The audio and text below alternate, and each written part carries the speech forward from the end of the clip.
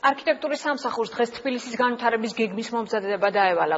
მერიაში გამართულ შეხვედრაზე რამდენიმე საკითხი განიხილეს. გადაწყდა, რომ უახლოეს პერიოდში უნდა მომზადდეს ანგარიში მიშენებებთან დაკავშირებით, რა დადებითი და უარყოფითი შედეგები შეიძლება მოყვეს ნებართვების გაცემის წესის განხორციელებას.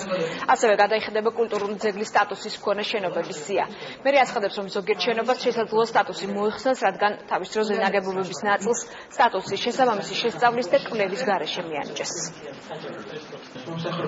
ქალაქი არქიტექტურული გეგმარებითი თვალსაზრისით მოწესრიგებული ფორმით უნდა ვითარდებოდეს, რათა ქალაქი გავდეს ქალაქ. მნიშვნელოვანია ის, რომ მიშენებებთან და დაშენებებთან დაკავშირებით არანაირი რეგულაცია აქამდე არ არსებობს, ამიტომ მე დავავალე შესაბამის სამსახურებს, რომ მოამზადონ კონკრეტული არგუმენტაცია სოციალური, ეკონომიკური, ფინანსური და არქიტექტურული თვალსაზრისით. მიშენებები ძალიან პრობლემურია, იმიტომ რომ სოციალური პრობლემა აქვს და ამავდროულად აქვს საფრთხის პრობლემა, იმიტომ ძალიან ბევრი მაგალითი ვიცით იმისა, რომ მდგრადობა არ იქნა შემოწმებული, ჩამოიშალა ძალიან ბევრი მიშენება.